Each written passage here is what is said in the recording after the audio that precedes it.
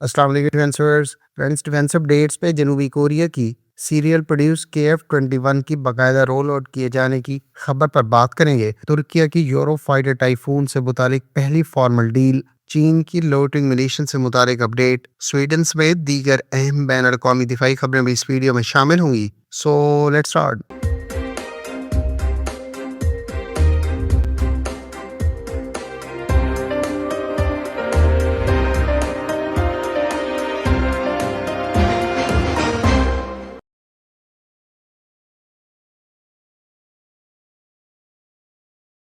Friends, جنوبی Korea نے اپنی دفاعی تاریخ پہ ایک اہم مائل سٹون اچیو کر لیا ہے۔ جنوبی کوریا نے اپنے advance fighter plate form KF-21 برمائی کا پہلا سیریل پروڈکشن فائٹر ایئرکرافٹ باضابطہ طور پر رول آؤٹ کر دیا ہے۔ اس ڈیولپمنٹ کا سب سے اہم پہلو یہ ہے کہ یہ پروگرام اب ایکسپیریمنٹل فیزز سے نکل کر آپریشنل ڈپلائمنٹ کے قریب پہنچ چکا ہے۔ اس پروگرام کی 2001 سے روٹس جا ملتی ہیں، جب جنوبی کوریا نے فیصلہ کیا کہ وہ اپنی ایئر فورس کے لیے ایک مقامی فائٹر ایئرکرافٹ ڈیولپ کرے گا تاکہ پرانے F-4 فینٹم اور F-5 جیسے پلیٹ فارمز کو ریپلیس کیا جا سکے۔ 2015 میں اس پروگرام پر باقاعدہ ڈیولپمنٹ کا آغاز ہوا، جس کے بعد کئی سالوں تک ڈیزائن، انجینئرنگ اور سسٹم انٹیگریشن پر کام جاری رہا۔ 2021 میں اس کا پہلا پروٹوٹائپ ریویل کیا گیا، جبکہ 2022 میں اس نے اپنی میڈن فلائٹ مکمل کی۔ اس کے بعد ایکسٹینسو فلائٹ ٹیسٹنگ کمپین چلایا گیا، جس پہ سینکڑوں سارٹیز کے ذریعے اس کے پرفارمنس پیرامیٹرز کو ویلیڈیٹ کیا گیا۔ اب 2026 میں جب پہلا mass produce fighter aircraft roll out ہو چکا ہے، تو یہ اس بات کا کلیئر سگنل ہے کہ جنوبی کوریا نے نہ صرف ایک ایڈوانس پلیٹ فارم ڈیزائن کیا، بلکہ اسے لارج سکیل پروڈکشن میں بھی لے آیا ہے۔ رپورٹس کے مطابق یہ فائٹر ایئرکرافٹ اسی سال republic of Korea air force میں انڈکٹ ہونا شروع ہو جائے گا، جس سے اس کی آپریشنل کیپیبلٹی میں نمایاں اضافہ ہوگا۔ اگر کورین ساختہ اس فائٹر ایئرکرافٹ کی کیپیبلٹی کو دیکھا جائے تو KF-21 ایک 4.5 جنریشن پلیٹ فارم ہے، جس میں active electronically scanned radar, advance avionics اور ہائی سپیڈ پرفارمنس کے علاوہ لمیٹڈ اسٹیلتھ فیچرز شامل ہیں۔ یہ اسے لیگیسی ایئرکرافٹ کے مقابلے میں کہیں زیادہ کیپیبل اور سروائیویبل بناتا ہے، خاص طور پر ماڈرن ایئر کامبیٹ انوائرمنٹ میں۔ اس ڈیولپمنٹ کی اسٹریٹجک امپورٹنس بہت زیادہ ہے۔ سب سے پہلے تو یہ جنوبی کوریا کو ڈیفنس اٹانومی فراہم کرتا ہے، کیونکہ ماضی میں وہ زیادہ تر US بلڈ پلیٹ فارمز پر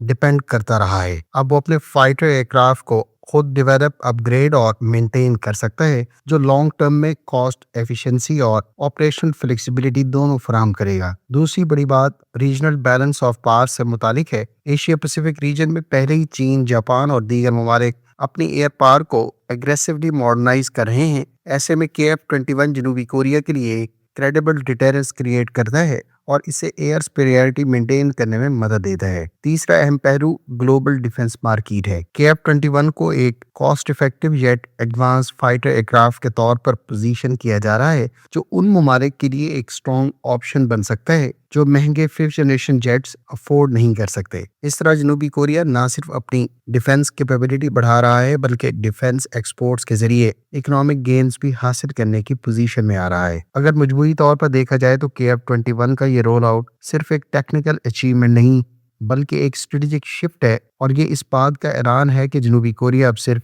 ڈیفنس امپورٹر نہیں رہا، بلکہ ایک ایمرجنگ ڈیفنس پروڈیوسر اور ایکسپورٹر بن چکا ہے، جو آنے والے سالوں میں گلوبل ایروسپیس لینڈسکیپ پر نمایاں اثر ڈال سکتا ہے۔ یہاں یہ بات قابل ذکر ہے کہ انڈونیشیا بھی 20% انویسٹمنٹ کے ساتھ KF-21 فائٹر ایئرکرافٹ پروگرام میں شراکت دار ہے، جبکہ متوقع طور پر انڈونیشیا کے ساتھ 16 KF-21 فائٹر ایئرکرافٹ حوالے کیے جانے سے متعلق فارمل ڈیل اگلے چند ہفتوں میں متوقع ہے۔ دوسری جانب فلپینز کے بارے میں بھی کبھی امکانات ہیں کہ وہ اس سال ہی ساؤتھ کوریا کے ساتھ KF-21 فائٹر ایئرکرافٹ سے متعلق باقاعدہ ڈیل سائن کر دے گا۔ ادھر south Korean air force KF-21 کے ابتدائی سیریل پروڈیوس یونٹس سپتمبر میں باقاعدہ اپنی سروس میں شامل کرنا شروع کر دے گی، اور حالیہ تقریبات کے دوران سامنے آنے والے ویژولز میں KF-21 کے ایٹ لیسٹ 4 مزید یونٹس بھی پروڈکشن کی مختلف سٹیجز پر کوریا ایروسپیس انڈسٹریز کی پروڈکشن فیسلٹی میں دیکھے گئے ہیں۔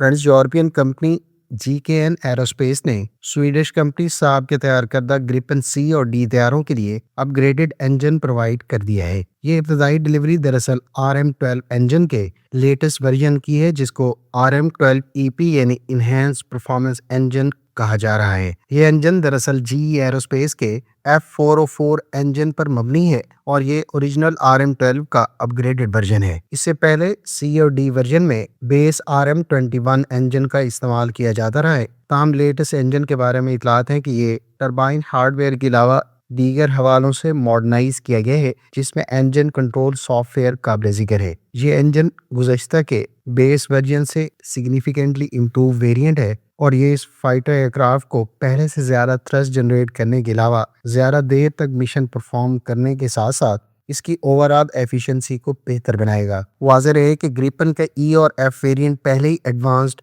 GE ایروسپیس کے پاورفل F414 انجن کا استعمال کر رہا ہے، جو اس ورژن کو گزشتہ کے ویریئنٹ سے زیادہ بہتر پرفارمنس پرووائڈ کرتے ہیں۔ تاہم اب اس اپ گریڈڈ انجن کے بعد C اور D ورژن بھی بہتر تھرسٹ کے ساتھ زیادہ دیر تک مشن پرفارم کرنے کے حوالے سے نئی کیپیبلٹی حاصل کر پائیں گے۔ فرینڈز، اگر آپ سویڈش کمپنی صاحب کے تیار کردہ گریپن فائٹر ایئر کرافٹ کے تمام تر ویریئنٹ، اس کی پرفارمنس اور ویپنز کے بارے میں تفصیلات جاننا چاہتے ہیں تو اس ٹاپک پر ہماری کمپریہنسو ویڈیو کا لنک آپ کو اینڈ سکرین پر مل جائے گا۔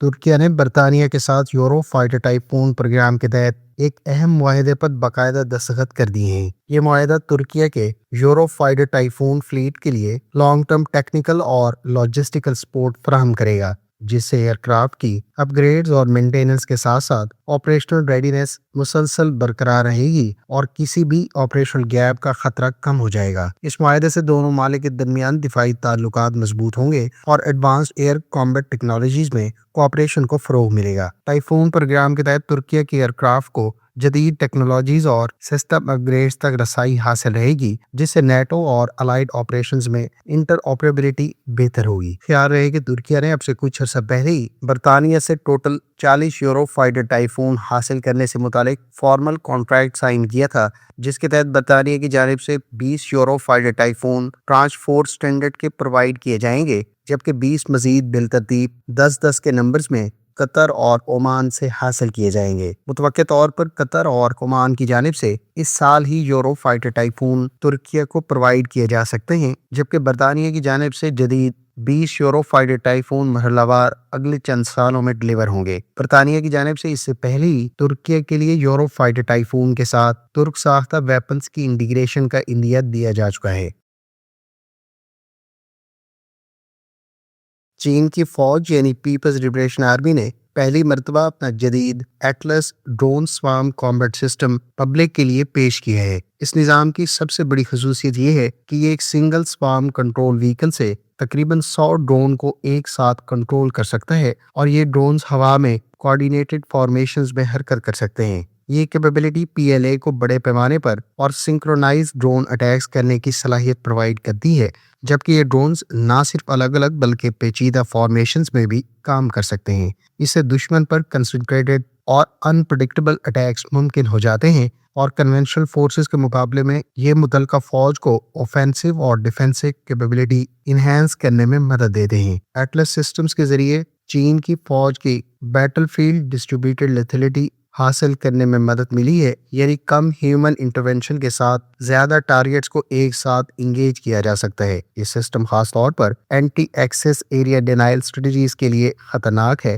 کیونکہ دشمن کے ٹریڈیشنل ایئر ڈیفنس سسٹمز کو اوور ویلم کرنا اس سے آسان ہو جاتا ہے۔ مجموعی طور پر یہ ڈیولپمنٹ مستقبل کی جنگوں میں آٹونومس اور AI انیبلڈ ڈرون آپریشنز کی اہمیت کو ظاہر کرتی ہے، جبکہ یہ سسٹمز فیوچر میں دوست ممالک کو ایکسپورٹ بھی کیے جا سکتے ہیں۔ فرینڈز، یہ تھیں آج کی ڈیفنس اپڈیٹس۔ امید ہے اس ویڈیو سے آپ کو بہت کچھ جاننے کا موقع ملا ہوگا۔ ملتے ہیں نیکسٹ ویڈیو کے ساتھ، اپنی دعاؤں میں یاد رکھیے گا۔ اللہ حافظ۔ پاکستان زندہ باد۔